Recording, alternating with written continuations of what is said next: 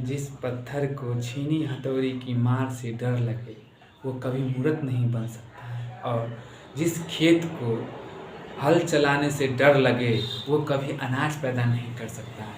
माँ बाप की डांट जरूर छीनी हथौड़ी सी है, लेकिन यही हमें शिक्षित करती है, यही हमें प्रेरणा देती है। इसीलिए माँ बाप की डांट से कभी घबराए नहीं।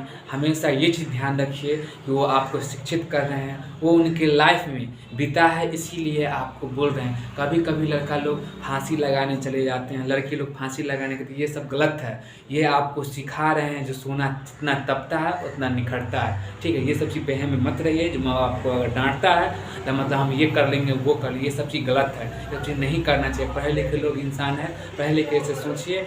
जो आदमी आपको समझा रहा है या प्रेरणा दे रहा है उसकी लाइफ में ज़रूर घटा है। आपको माँ बाप अगर बोल रहा है, डांट रहा है, इसका मतलब ये समझिए उनके लाइफ में ज़रूर घटा है। वो ये चीज़ शिक्षित करना चाहते हैं कि जो हमारे लाइफ में जो घटा है वो हमारे बच्चों के लाइफ में ना घटे। ठीक है, इसलिए माँ बाप की डांट से आप लोग ये सब डिप्रेशन में नहीं जाइएगा और शिक्षित होइएगा। जो माँ बाप आपको कहते हैं वो कीजिए। और दूसरी बात, कोई भी माँ बाप, आप भी माँ बाप बनिएगा, ये नहीं चाहिए कि आपका बच्चा कोई नर्क में चला जाए। ठीक है, आगे देखिएगा, हम आपको फिजिक्स के बारे में हम पढ़ाए थे, आगे देखिएगा क्या इसमें बताए थे। एक मोल की पदार्थ की मात्रा जिसमें उनके अवयति का तत्व में संख्या में देखिएगा 6.023 इंटू 10⁻23 हो। इस संख्या को ही हम एवोगाड्रो नियतांक या एवोगाड्रो संख्या कहते हैं। फिर से समझिएगा, आप बचपन में भी पढ़े होइएगा।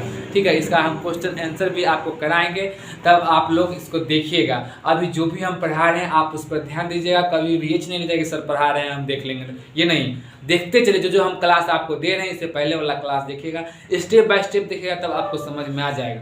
देखिएगा, फिर से एक बार समझा देते हैं आपको। एक मोल पदार्थ की वह मात्रा जिसमें उसके अवयति की तत्व की संख्या, मतलब एक मोल की पदार्थ कितना है, 6.023 इंटू 10⁻23 हो जाए। इस संख्या को ही हम एवोगाड्रो संख्या या नियतांक या एवोगाड्रो संख्या हम कहते हैं। उसके बाद आगे देखिएगा, ड्रॉप्सन वायुमंडल के उद्भव स्तंभ के उपस्थिति में या किसी गैस के मात्रा मापने की इकाई है जो वायुमंडलीय ओजोन मात्रा में ड्रॉप्सन के व्यक्त करते हैं। ठीक है, समझिएगा ड्रॉप्सन क्या, ओजोन परत आप लोग जानते होइएगा। ओजोन परत का काम क्या है, जो पराबैंगनी किरण जो सूर्य से चलता है वो रोकता है। अगर वो नहीं रहेगा आपका चमड़ी जो बीमारी जो होता है चमड़ी वाला, वो बीमारी वो भी आपको बताएंगे, बायोलॉजी वाले में हम आपको बताएंगे। ठीक है, वो ओजोन का काम क्या, इतना ही समझिए। ओजोन का काम क्या, जो पराबैंगनी किरण जो सूर्य के प्रकाश जो आ रहा है वो रोकता है। ठीक है, अगर वो नहीं रोकेगा आपका स्किन जल जाएगा।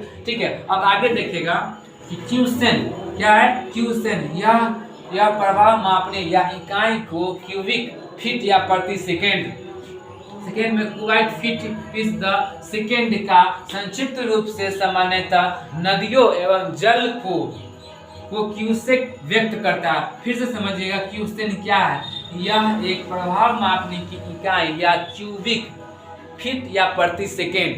ठीक है, उसके बाद क्या है, क्यूबिक जो फीट या फिर सेकेंड को संक्षिप्त रूप से सामान्यतः नदियों के जल एवं प्रवाह को क्यूसेक द्वारा व्यक्त करते हैं। उसके बाद आगे देखिएगा, बार आप लोग पढ़े हैं, फिर से हम आप लोग को करा दे रहे हैं। देखिएगा, बार दबाव मापने की मात्रा जो एक बार बराबर कितना होता है, 1000000 होता है। मतलब इसको आप ऐसे भी बोल सकते हैं, एक बार बराबर एक पर कितना शून्य, 5 शून्य है।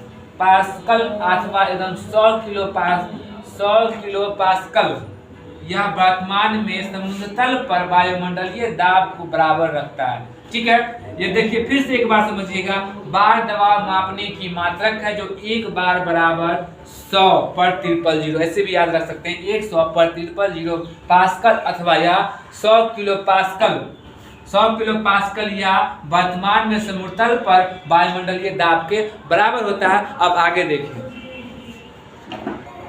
अब देखिएगा जूल यह कार्य व ऊर्जा दोनों का मात्रक होता है। देखिएगा जैसे कि जूल है, ठीक है, जूल के बारे में आपको बताते हैं। देखिएगा, यह कार्य व ऊर्जा को दोनों का मात्रक होता है, जूल जो होता है। उसके बाद देखिएगा कार्य, थर्म थर्म क्या होता है? यह ऊर्जा का एक मात्रक है जो थर्म का प्रतीक चिन्ह से दर्शाया जाता है। यह एक देखिएगा 100 पर 000 क्या है? 100 पर 000 ब्रिटिश थर्मल यूनिट या समतुल्य, मतलब ब्रिटिश सरकार से ये लिया गया, ठीक है। क्या है?